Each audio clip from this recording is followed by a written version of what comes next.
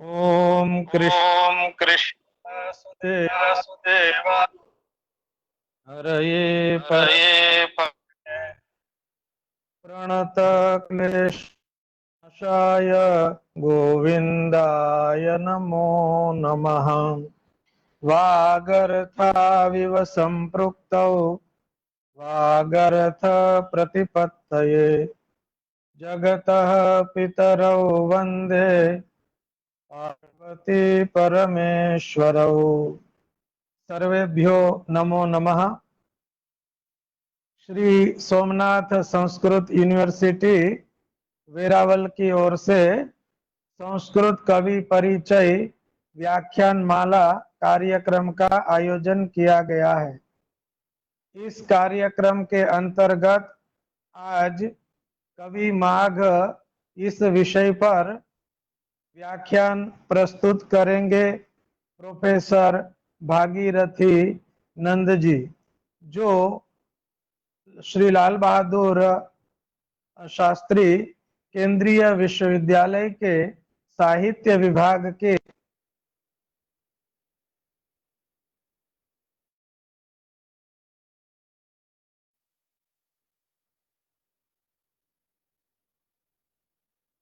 इनके द्वारा आज हम कवि माघ इस विषय पर व्याख्यान श्रवण करेंगे। प्रोफेसर भागीरथी नंद जी का वीडियो परिचय हमने पहले से ही श्री सोमनाथ संस्कृत यूनिवर्सिटी के फेसबुक पेज पर अपलोड करके रखा है। हम सादर स्वागत करते हुए प्रोफेसर भागीरथी नंद साहब से निवेदन करते हैं कि वे अपना व्याख्यान प्रस्तुत करें। प्रोफेसर भागीरथी नंद जी।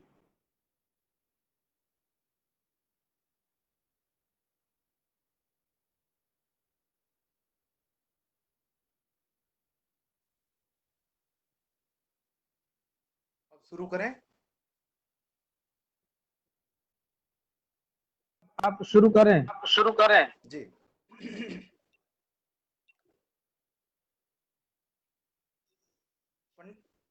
आचार्य जी जरा पूछ लीजिए संदीप जी को, मेरी तस्वीर वगैरह ठीक ठाक है सब? हाँ, मैं पूछ लेता हूँ। मैं पूछ लेता हूँ। हाँ पूछ लीजिए ताकि मैं शुरू करूं। हाँ हाँ संदीप भाई, संदीप भाई आवे थे सर। हाँ, योग्यम अस्ति भवति। योग्यम् अस्ति भवति।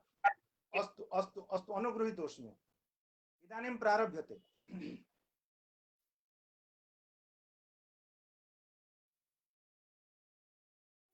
श्रियः पतिः श्रीमती शासितुं जगत् जगन्निवासो वसुदेव सद्मनि वसन्तदर्श वतरन्तमम्बरात् हिरण्यगर्भाङ्ग भुवं मुनिं हरिः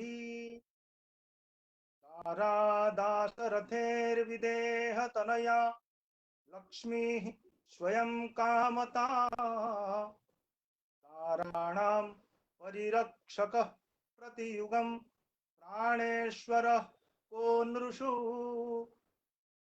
कोरोना भयनाशनाय जगतो विष्णुः स्तुतः कीदृशः पादानां स्मरतोत्तराणि सुधियः सीतापतिरक्षकः।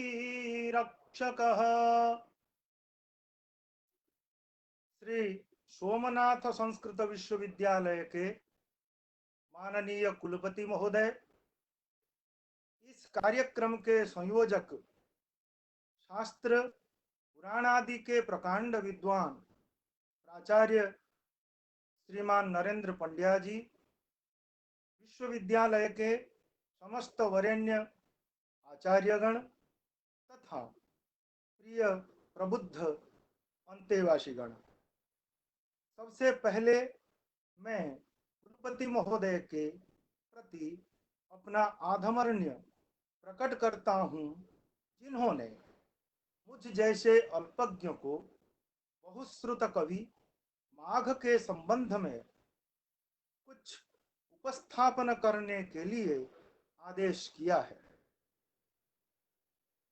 आदरणीय पंड्या जी के प्रति धन्यवाद ज्ञापित करता हूं, जिन्होंने निर्मत्सर भाव से इस कार्य के लिए सर्वविध संयोजन मुझे उपलब्ध कराया।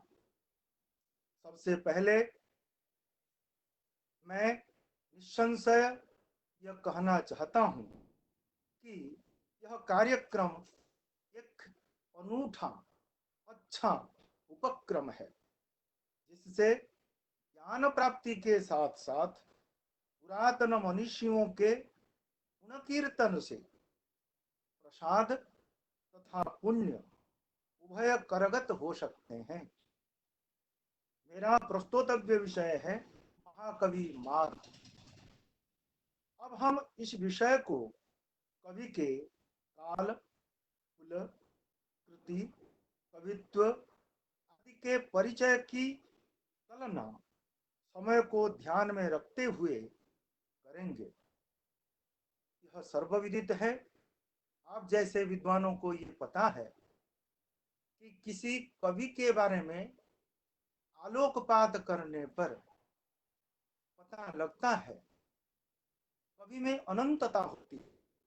इसलिए उसके किस पक्ष को लें और किस पक्ष को छोड़ें, इस प्रकार की संदिहान दशा में वक्ता या व्याख्याता आ जाता है।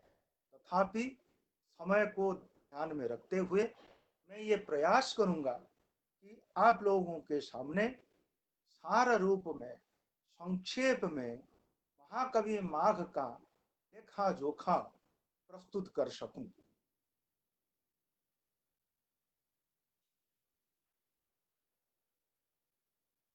यहाँ पर मैं ये कह देना चाहता हूं कि यहाँ पर हमें कवि का काल और कुल ये दोनों युगपत विचार करना चाहिए। क्यों?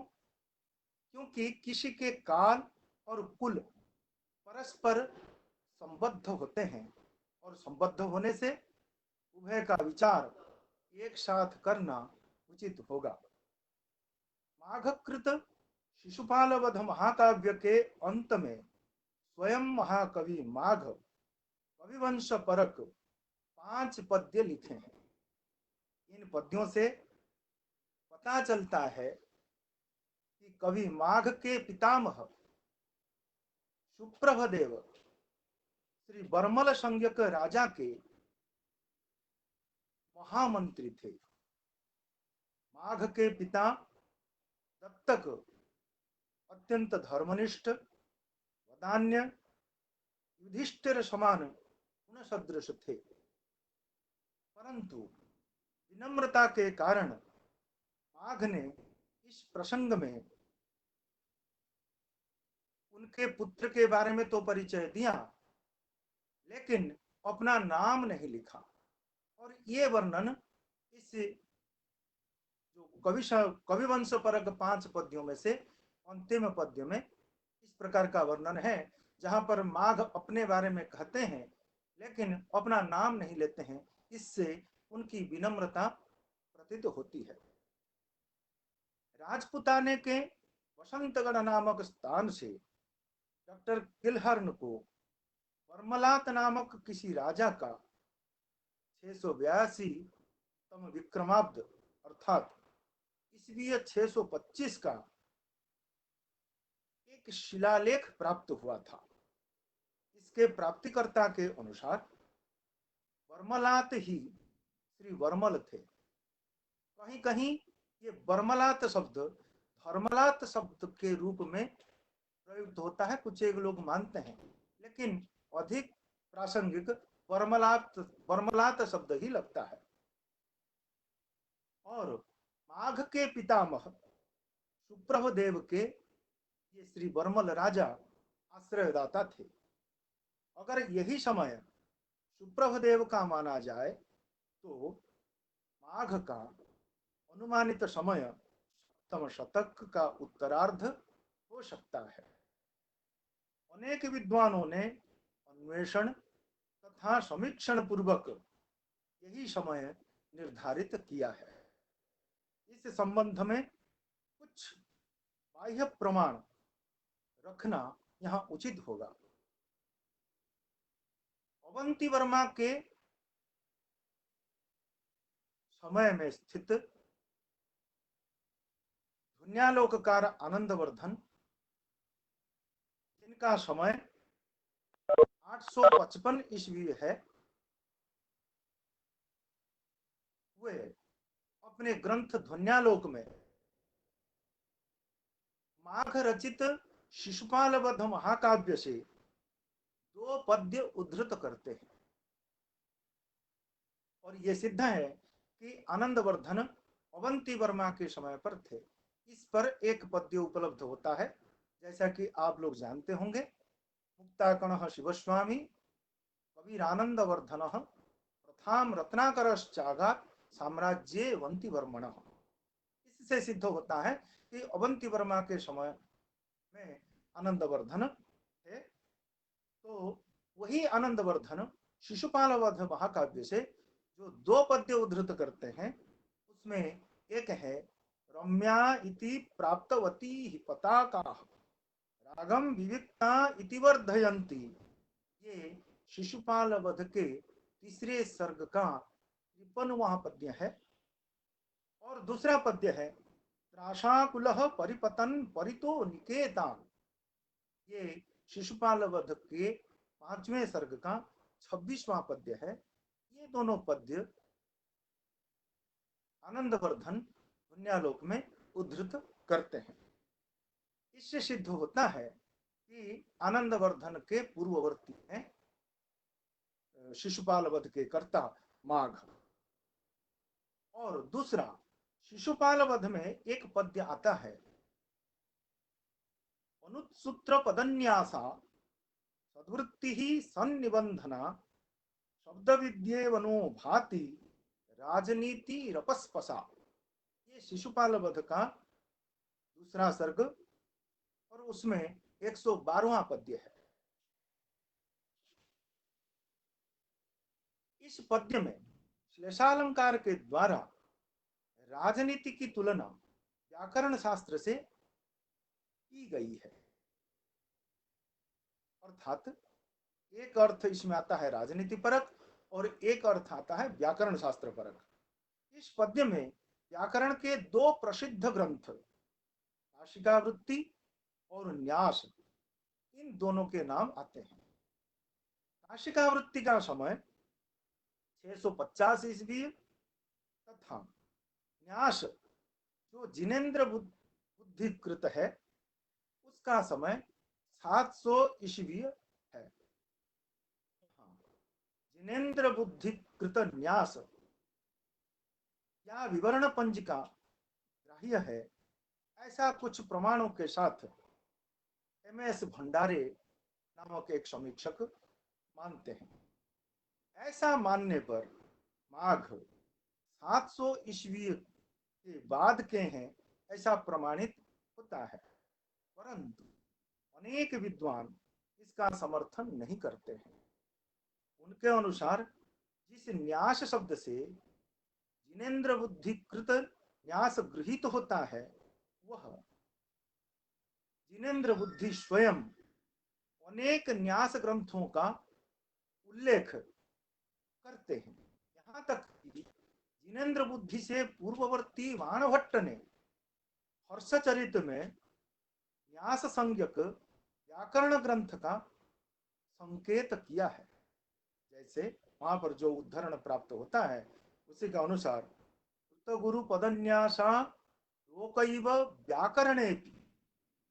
अतः अनेक समीक्षकों के अनुसार माघ का समय 7वें शतक के उत्तरार्ध मानना युक्ति संगत है। अब समय निर्णय हो जाने के बाद, कुल का निर्णय हो जाने के बाद जन्मस्थान के बारे में कुछ विचार करते हैं। शिशुपाल वध की कतिपय प्राचीन पोथियों में प्राप्त पुष्पिका में माघ तीर्णमाल वास्तव्य लिखे गए हैं। कुछ पाठक इसे हीर्ण मालव वास्तव्य पढ़ते हैं, जो युक्ति संगत प्रतीत नहीं होता है। हीर्ण माल वास्तव्य और हीर्ण मालव वास्तव्य, इन दोनों में से युक्ततर प्रतीत होता है हीर्ण माल वास्तव्य, क्योंकि हीर्ण माल या भीनमाल जो उसका अपभ्रष्ट रूप है, वह नगर वर्तमान में पश्चिमी राजस्थान के अंतर्गत आबू पर्वत तथा लूना नदी के बीच आता है। 7वीं सदी में हुएनसांग जो चीनी परिव्राजक थे, उनके भारत यात्रा के समय यह नगर गुजरात की राजधानी तथा एक विशिष्ट शिक्षा केंद्र था। कभी किसी समय यह श्रीमाल या पुष्पमाल नाम से जाना जाता था। डॉक्टर भोला शंकर व्यास माघ का जन्मस्थान पार्वत्य प्रदेश डूंगरपुर बांसवाड़ा मानते हैं। इतिहासकार कृष्णमाचार्य इसे ही श्रीमाल नगर मानते हैं। अब ये प्रतीत हो जाता है कि माघ का जन्म स्थान गुजरात और राजस्थान, इन दोनों राज्यों के सीमावर्ती क्षेत्र में, जो आज सीमा हम देखते हैं कि ये राजस्थान की सीमा है, ये गुजरात की सीमा है, हो सकता है पूर्व काल में इस प्रकार की सीमा का निर्धारण न हुआ हो और उसमें ये गुजरात क्षेत्र में आता हो, और अंततः ये कह सकते हैं कि यह जो क्षेत्र, ये राजस्थान और गुजरात क्षेत्र, इन दोनों का सीमावर्ती क्षेत्र था, और इस श्रीमाल में या भिनमाल में या भिर्णमाल में ही जन्म हुआ था या नाता था शिशुपाल वधकार माघ का, यह निर्णय हम लोग कर सकते हैं। इसके बारे में कहना अत्युक्ति नहीं होगी कि माघ एक प्रचंड पंडित थे। माघ कवि तो थे ही, शास्त्र कवि तो थे ही, और उसके साथ साथ एक सर्वज्ञ सर्वशास्त्रज्ञ पंडित भी थे। इसमें कोई संशय नहीं कि माघ शास्त्र विद्याओं के प्रचंड पंडित थे। उनके शिशुपाल वध में व्याकरण, काव्य शास्त्र, राजनीति शास्त्र, आयुर्वेद, पुराण इतिहास तथा समस्त दर्शनों के सैद्धांतिक विचार उपलब्ध होते हैं। शिशुपाल वध के अनुशीलन से माघ के पूर्वज और स्वयं माघ व्यवहार कुशल, परायण, विवेकवान तथा विष्णु भक्त होने की सूचना मिलती है। वे ब्राह्मण एवं राज परिवार से संबद्ध थे। इससे सिद्ध होता है कि माघ शास्त्रादि में उच्च शिक्षा संपन्न थे एवं दया, दाक्षिण्य, औदार्य आदि गुण उनको अपनी विरासत में मिले थे। माघ का कृतित्व और कवित्व, इस पर आइए थोड़ा आलोकपात करें। शिशुपाल वधम नामक महाकाव्य महाकवि माघ की उपलब्ध प्रथम रचना है और यह 20 सर्गों का एक प्रौढ़ विद्वत्तापूर्ण महाकाव्य है। इसके अतिरिक्त सूक्ति संग्रहों में तथा लक्षण ग्रंथों में कुछ माघ की अनिति से पद्य प्राप्त होते हैं।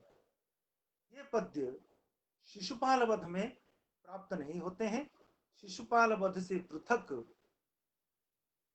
माघ की भणिति, माघ के कवित्व की ये कविताएं हैं, सूक्ति संग्रह इत्यादि ग्रंथों में ये प्राप्त होते हैं। किरातार्जुनियम की तरह माघ के शिशुपाल वध का आधार महाभारत है। शिशुपाल वध की कथा श्रीमद् भागवत में भी प्राप्त होती है। श्रीमद् भागवत के 10वें स्कंध के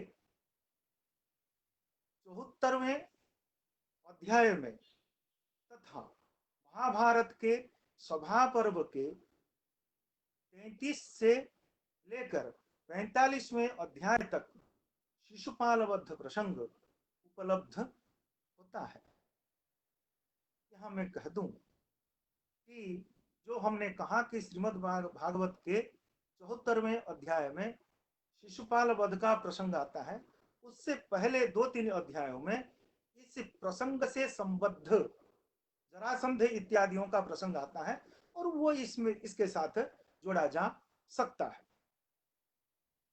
20 सर्ग वाले शिशुपाल वध महाकाव्य में भारवी के किरातार्जुनीयम का अनेकशः अनुवर्तन दिखाई देता है।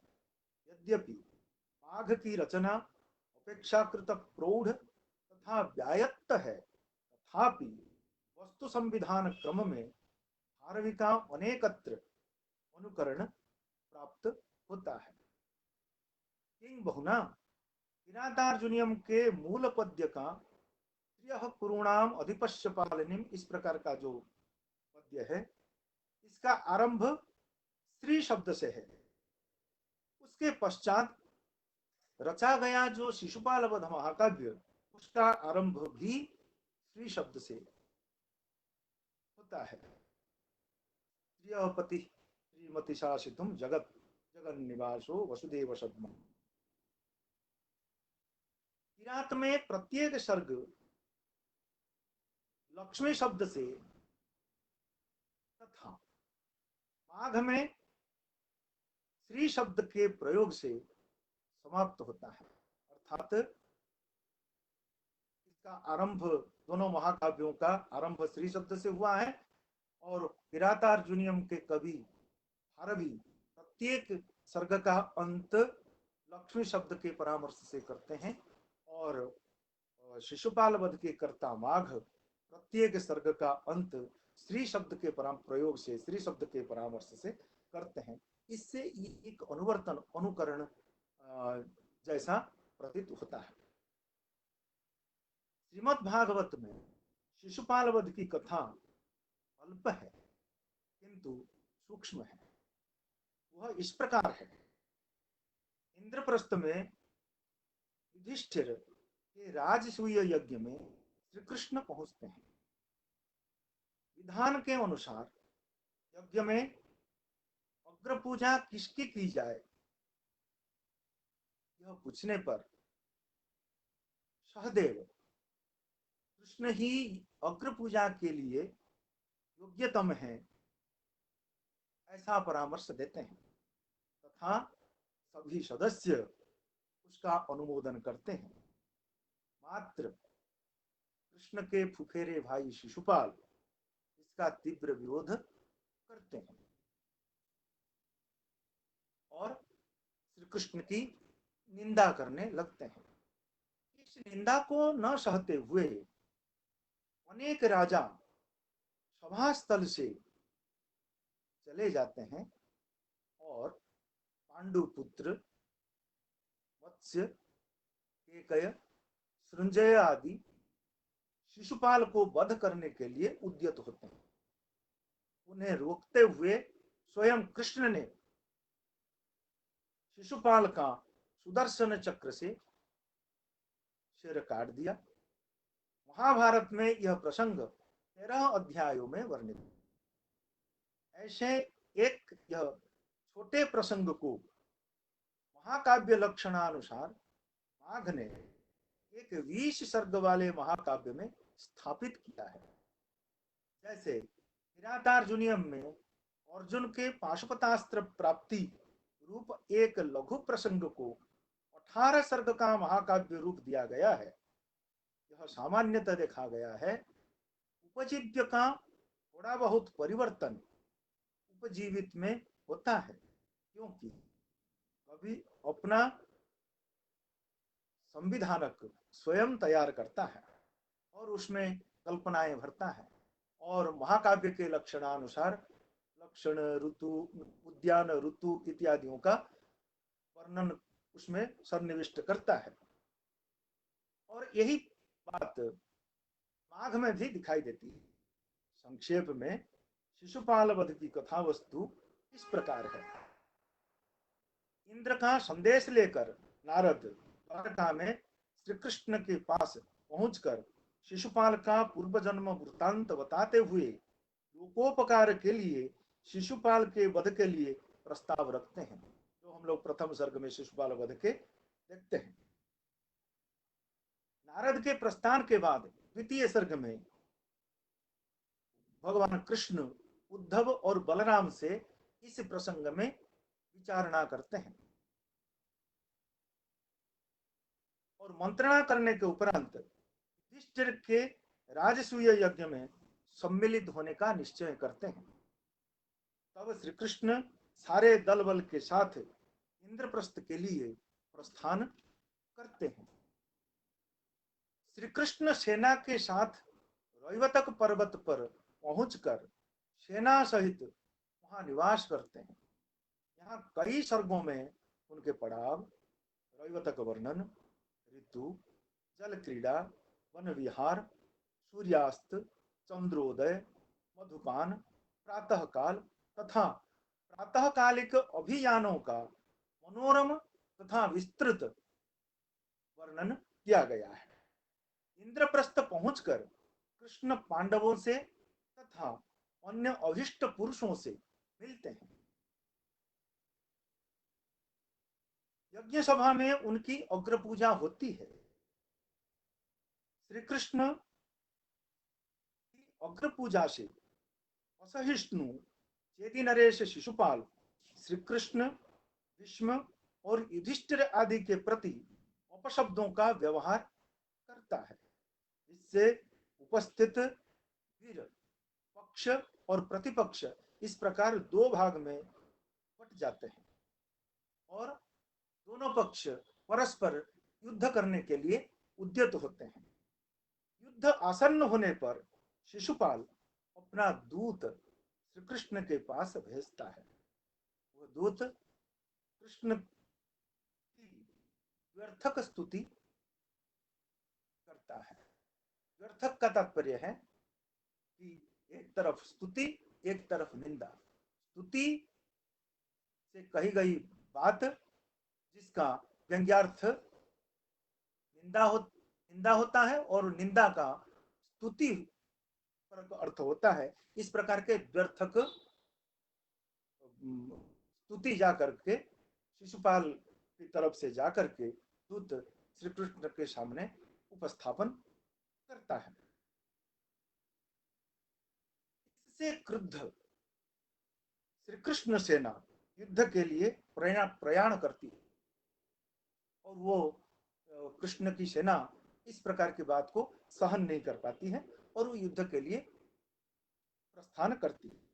अंततः घनघोर लड़ाई में श्री कृष्ण शिशुपाल का अपने सुदर्शन चक्र से अंत करते हैं और शिशुपाल वध में हम लोग देखते हैं अंत में जिस प्रकार की लड़ाई होती है, कई सर्गों व्याप्त और 19वें सर्ग में और उससे पहले इस द्वंद्व युद्ध किस प्रकार चलता है और युद्ध का वर्णन तो पराकाष्ठा को प्राप्त करता है शिशुपाल वध महाकाव्य में।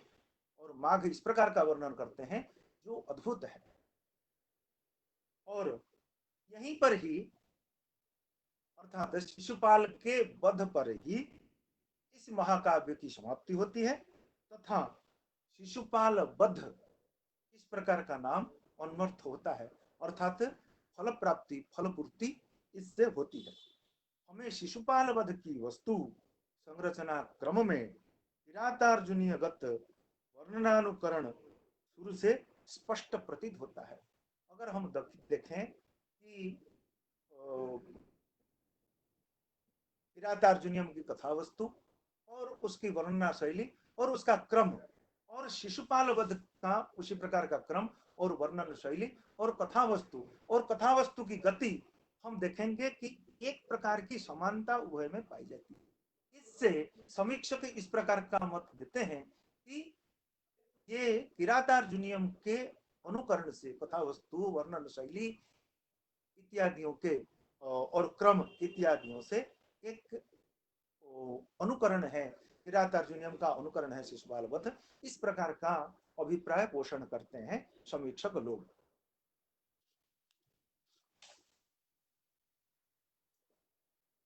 अब परिचय, काल, कुल, कवित्व इत्यादियों के बारे में संक्षेप में विचार करने के उपरांत आइए प्रकाश डालते हैं कि शिशुपाल वध में महाकवि माघ का काव्य सौंदर्य, किस प्रकार की काव्य रचना वो करते हैं।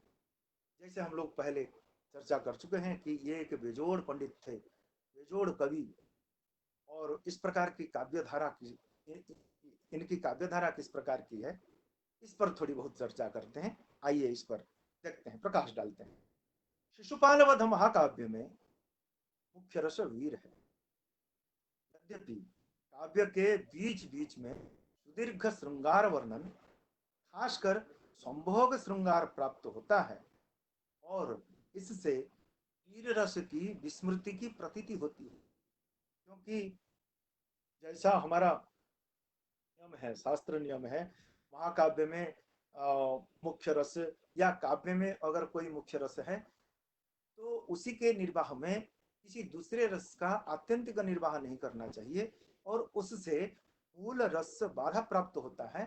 लेकिन यहाँ पर देखा गया है कई सर्गों में संभोग श्रृंगार का विस्तृत वर्णन करते हैं माघ, और उससे उसी खंड में शिशुपाल वध के वीर रस की विस्मृति जैसी प्रतीति होती है।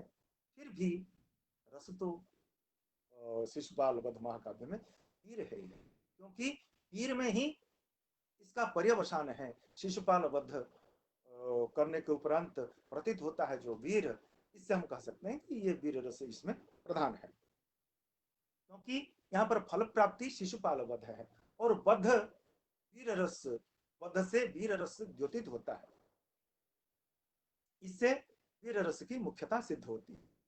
संस्कृत के अनेक मूर्धन्य काव्य शास्त्रियों ने माघ रचना की भूरी भूरी प्रशंसा की।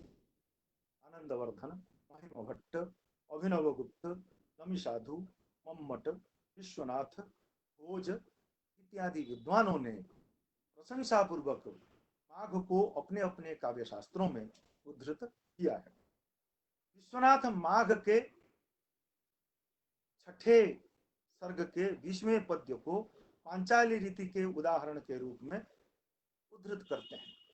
जैसे मधुरया मधुबोधित माधवी मधु समृद्धि समेधित मेधया मधुकरांगनया मुहुरुन्मद ध्वनिभृता निभृताक्षरमुज्जगे। अभिनव गुप्त ने कला और सौंदर्य की अवधारणाओं के माघ द्वारा की गई प्रस्तुतियों को अनेक बार उद्धृत किया है। राजशेखर भी प्रकीर्ण और प्रबंध की तुलना माघ की दृष्टि के अनुसार करते हैं।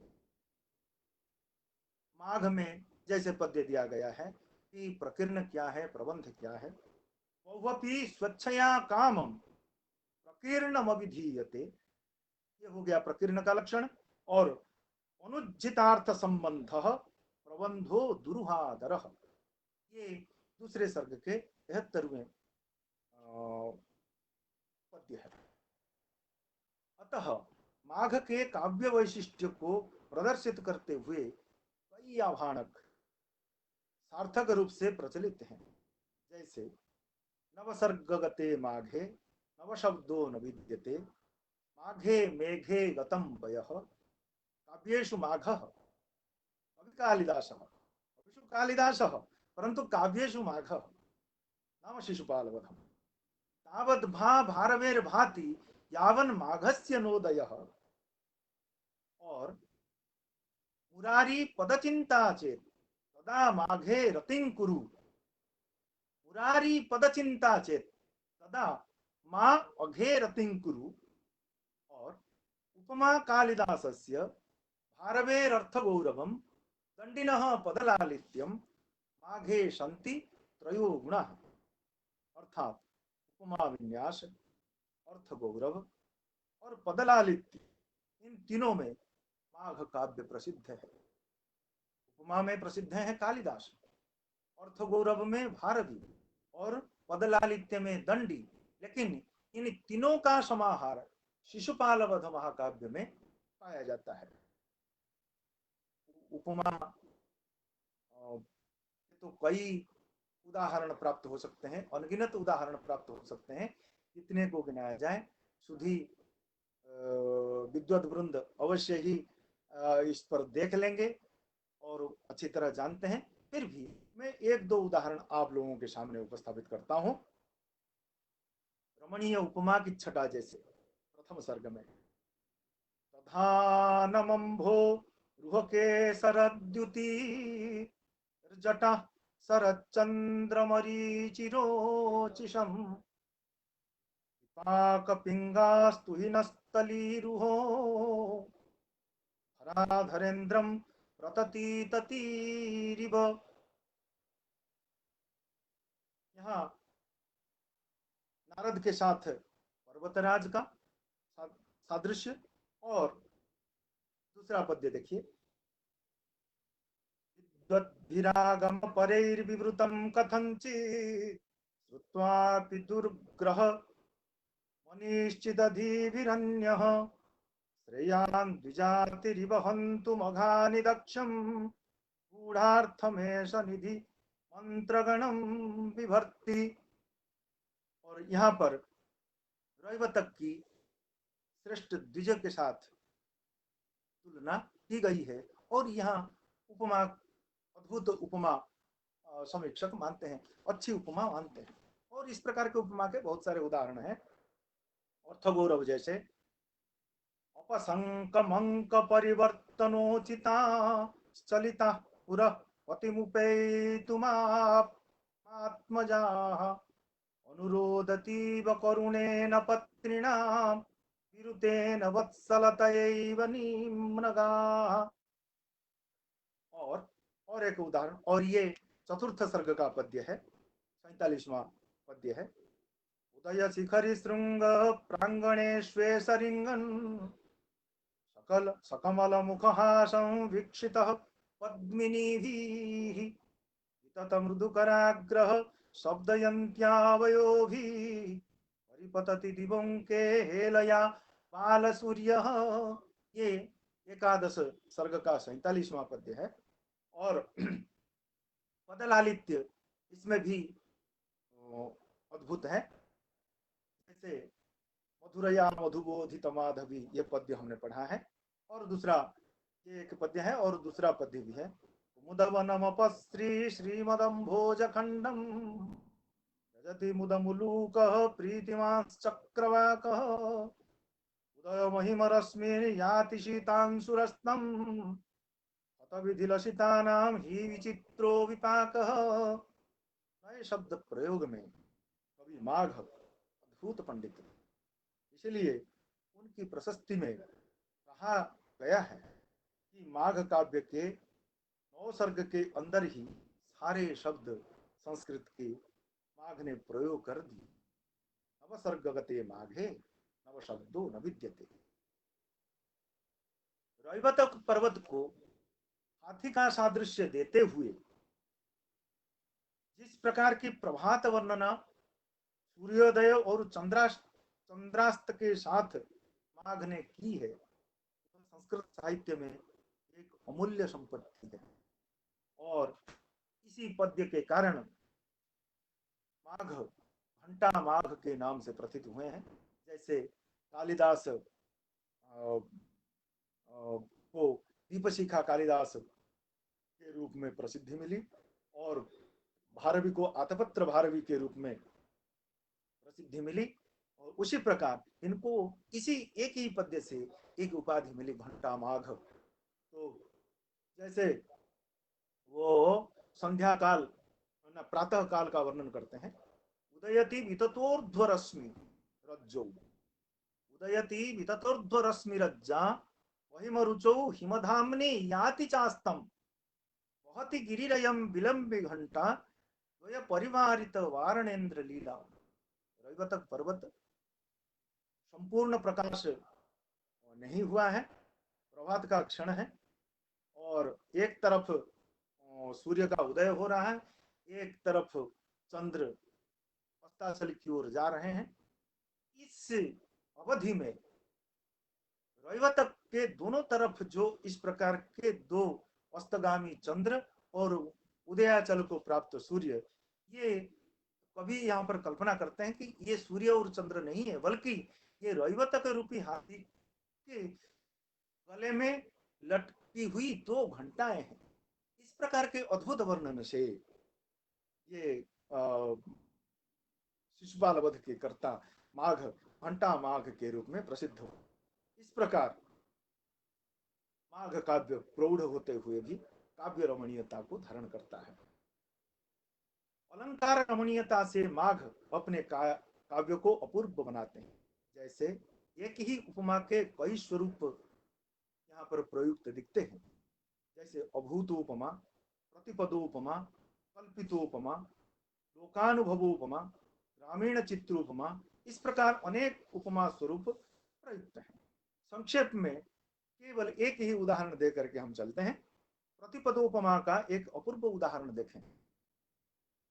सतप्तकार्त स्वरभास्वरांबर कठोर ताराधिपलांछन छवि विद्युद्युते वाड़व जात वेदश शिलाभिराश्लिष्ट इवाम्भसाम निधि। इस प्रकार उत्प्रेक्षा श्लेष आदि अन्य अलंकारों के सन्निवेशन में माघ अप्रतिम है। अनुप्रास यमकालंकार का सौंदर्य माघ का निरूपम है। एक दो पद्य इस पर देखें। जैसे नव पलास पलास वनम पुरस्फुट पराग परागत पंकजम मृदुलतांत लतांत मलोकयत ससुरभिम सुरभिम सुमनो भरई। और एक दूसरा पद्य है जो चौथे सर्ग में है। स्थगयन्त्यमुः समित चातकार्त स्वरा जलदास तड़ित तुलित कांत कार्त स्वरा। अंत में देखिए, स्थगयन्त्यमुः समित चातकार्त स्वरा जलदास तड़ित तुलित कांत कार्त स्वरा जगतिरिह स्फुरित चारु चामीकराः सवितुः क्वचित् कपिशयन्ति चामीकराः। क्या अद्भुत वर्णन है, क्या अद्भुत शब्दावली है। और दूसरा देखिए, वदन सौरभ लोभ परिभ्रमत भ्रमर संभ्रम संभृत शोभया चलितया विदधे करमेखला कलकलो लकलो लदृशान्यया। और एक पद्य देखिए जो उसी सर्ग में उपलब्ध है। ददद्भिरमितस्तटौ पृथ्वी छंद में ददद्भिरमितस्तटौ विकचवारि जाम्बूनदै विनोदित दिनक्लमः कृतरुचश्च जाम्बूनदै निषद्य मधुमाधवा सरसमत्र कादम्बरं हरन्ति रतयेरः प्रियतमांग कादम्बरम। चित्रालंकार विन्यास में भी माघ निपुण कवि है। 19वें सर्ग में द्वंद्व युद्ध वर्णना में 17 प्रकार के चित्रबंध उपन्यस्त करते हैं। जैसे एकाक्षरपाद, सर्वतोभद्र, मूरजबंध, श्लोक प्रतिलोम यमक, प्रतिलोमानुलोम पाद, गोमुत्रिका बंध, समुद्ग यमक, व्यक्षर के तो कई 8-10 पद्य है। असंयोग, अर्धभ्रमक, गत प्रत्यागत, प्रतिलोमेन अयमेवार्थ, अर्थात इधर से पढ़ेंगे जो अर्थ, उधर से पढ़ेंगे वही अर्थ आएगा। इस प्रकार का अभी हम इस पर चर्चा करेंगे। गूढ़ चतुर्थ, अतालव्य, एकाक्षर, अर्थत्रयवाची, समुद्ग, चक्रबंध और इनके इस प्रकार के हैं। और इनके उदाहरणों को जिज्ञासु छात्र, शोध छात्र माघ काव्य से कृपया देख लें। समय के अभाव के कारण ये सब यहाँ पर उपस्थापित करना संभव नहीं है, तथापि एक दो उदाहरण यहाँ पर हम बता देते हैं। एकाक्षर पाद जैसे, अर्थात एक पद्य में 4 चरण होते हैं, 4 पाद होते हैं। एक पाद केवल एक अक्षर का, और दूसरा पाद दूसरे अक्षर का, केवल दूसरे अक्षर का, और तीसरा पाद और किसी अक्षर से, और चौथा पाद और किसी अक्षर से। जैसे कितनी मेहनत है, पूर्व में हमारी कवि परंपरा कितनी प्रौढ़ थी, हमारे कवियों में कितना पांडित्य था और कितना वो सोचते थे। देखिए, जो जोजाजी जिज्जाजी, ये केवल ज, वर्गीय ज। फिर उसके बाद त, तंग ततो तितता तितुत, केवल त। और फिर भ, भावो भी भाभू भाभू, ये केवल भ। और चौथा रारारी रररी ररह, संपूर्ण पद्य है।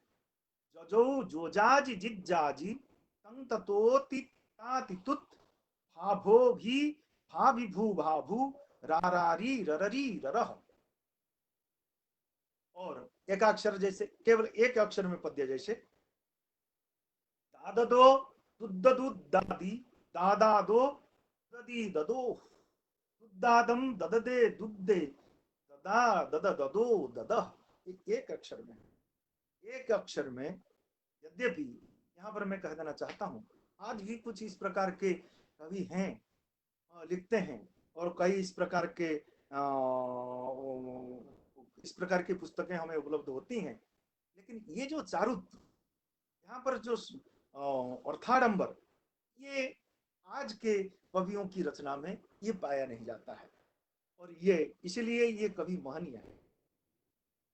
और दूसरा है प्रतिलोमेन अयमेवार्थ, अर्थात इधर से पढ़ेंगे जो अर्थ कृष्ण परक अर्थ, उधर से पढ़ेंगे वही कृष्ण परक अर्थ, एक ही पद्य में। अभी इसको देखें, ये एक अत्यंत प्रसिद्ध प्रसंग है।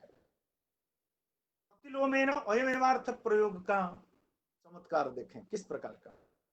विदितम दिविको नीके, ये 19वें सर्ग के 90तम पद्य है। विदितम दिविके नीके संयातम निजिता जिनी, विगदम गविरोद्धार रोद्धारो योद्धायो नतिमेति नः। ये पद्य हो गया। और पद्य को व्यत्यास से अंत से पहले की ओर पढ़ेंगे। यहाँ पर कृष्ण परक अर्थ है, और इधर से पढ़ेंगे वही अर्थ आएगा। नति मेति नयोद्धायो रोद्धारो विगदम गवि निजिता जिनितं यातम ये नीके विदितम विधि। अब ये एक पहले जो पढ़ा वो शुरू से अंत तक, और बाद में हमने जो पढ़ा वो अंत से शुरू तक, और दोनों का अयमेवार्थ, एक ही अर्थ है। पहले से अंत तक पढ़ेंगे जो अर्थ, अंत से पहले तक पढ़ेंगे वही अर्थ। ये है चारुत्व, ये कवि का श्रम, कवि श्रम जिसको कहते हैं, वो इससे स्पष्ट होता है। अनुसंधिसु तथा काव्य रचना रसिक शोध छात्र शिशुपाल वध का 19वां सर्ग अवश्य देख लें। माघ काव्य के चरित्रवर्धन पेद्द भट्ट, देवराज, हरिदास, त्रिरंग देव, श्रीकांत, भरतसेन, चंद्रशेखर, कविवल्लभ चक्रवर्ती, लक्ष्मी भागीरथ, जीवानंद विद्यासागर, गरुड़, आनंद देव यानी, दिवाकर, बृहस्पति, राजकुंद, जय सिंहाचार्य, मल्लिनाथ, पद्मनाभ दत्त, वृषाकर, रंगराज, एकनाथ, भरत मल्लिक, गोपाल आदि 25 टीकाकार हुए हैं। और इनमें सबसे अधिक प्रौढ़ और विदित और प्रसिद्ध भी लोगों के द्वारा, पाठकों के द्वारा ग्राह्य जो टीकाकार हैं वो मल्लिनाथ ही हैं, वो सर्वश्रेष्ठ हैं। और शिशुपाल वध की छंद योजना के बारे में कुछ एक क्षण में थोड़ी सी चर्चा कर लेते हैं। माघ छंद प्रयोग में अत्यंत निपुण प्रतीत होता है। ऐसे अनेक छंदों में काव्य रचना की है जिनको अन्य कवियों ने प्रयोग में नहीं लिया है, या उन्होंने प्रयोग किया हो ऐसा नहीं देखा जाता है। संपूर्ण महाकाव्य में जिन छंदों का प्रयोग माघ ने किया है वे इस प्रकार है। एक एक छंद के अनेक अनेक पद्य मिलते हैं, फिर भी प्रमुख ये छंद है। जैसे वंशस्थ, पुष्पिताग्रा, शार्दूल विक्रीडितम, अनुष्टुप, औपच्छंद शिखम, द्रुत विलंबितम, मालिनी, उपजाति, पंचकावली, वसंत तिलकम, शालिनी, प्रहर्षिणी, उपेंद्र वज्रा, जलधरमाला, प्रमिताक्षरा, पुररीरुता, स्रग्विणी, मत्त मयूरम, दोधकम, मंजुभाषिणी, आर्यागीति, रथोद्धता, भ्रमर विलसितम, मालिनी, पृथ्वी, वंशपत्रपतितम, प्रभा, स्वागता, तोटकम, कुटजा, मंदाक्रांता, पतिशायिनी, महामालिका, रमणीयकम, उद्गता, इंद्रवंशा, स्रग्धरा, रुचिरा, वैश्वदेवी और मेघ विस्तुर्जिता। इस प्रकार के अनेक छंदों का जो अन्यों के द्वारा अस्पृष्ट है, उन छंदों को शिशुपाल वधकार माघ ने शिशुपाल वध में लिया है। और शिशुपाल वध की सूक्ति संपदा अनितर साधारण है। इतनी सूक्तियां, लगभग 150 से अधिक सूक्तियां और लोकोक्तियां इसमें प्राप्त होती हैं। जैसे विपक्षम अखिलीकृत्य प्रतिष्ठा खलु दुर्लभा, कुछ एक दो चार उपस्थापित करता हूँ। क्षणे क्षणे यन्नवतामुपेति तदेव रूपम रमणीयतायाः, तेजः क्षमावान ऐकान्तं कालज्ञस्य महीपतेः, बृहत्सायः कार्यान्तं क्षोधियानपि गच्छति, नैकमोचः प्रसादो वा रसभावविदः कवेः, औचित्यं गणयति को विशेष कामः, मदमूढ़ बुद्धिषु विवेकिता कुतः। इस प्रकार के, जैसे मैंने कहा, 150 से 150 से अधिक सूक्तियां और लोकोक्तियां प्राप्त होती हैं। और इसलिए एक अद्भुत काव्य रचना है शिशुपाल वध महाकाव्य।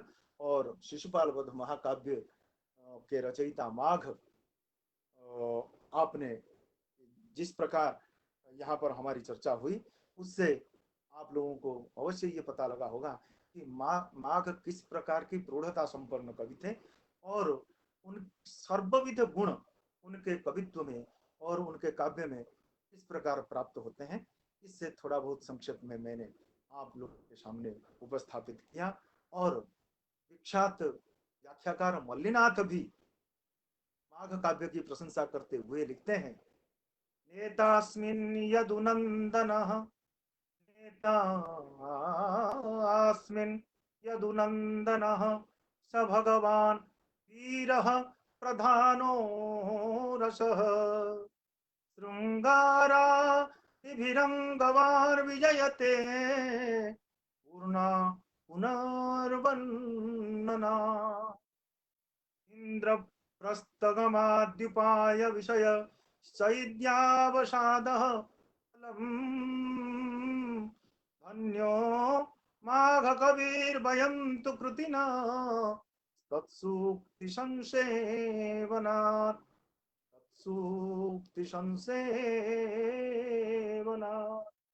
इतना आप लोगों के सामने उपस्थापित करते हुए अपनी अल्पज्ञता के कारण जितना संभव हुआ उतना मैंने आप लोगों के सामने उपस्थापित किया। आशा है आप लोग इसको स्वीकार करेंगे और अल्प समय में अधिक कहना और अधिक उदाहरणों के साथ उपस्थापित करना तो संभव नहीं होता है, क्योंकि कालानुरोध को देखा जाता है।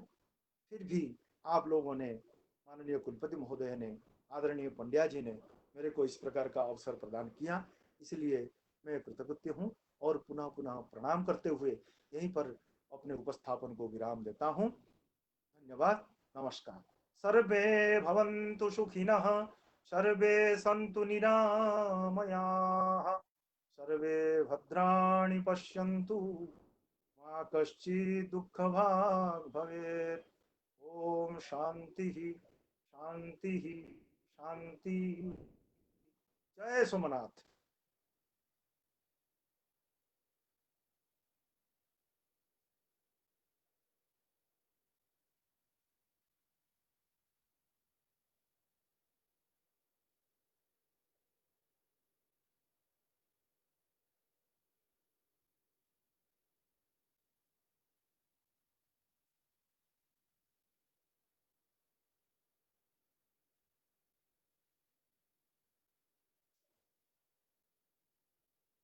खत्म तो हो गया, तुम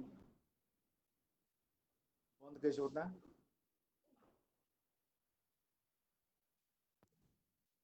अच्छा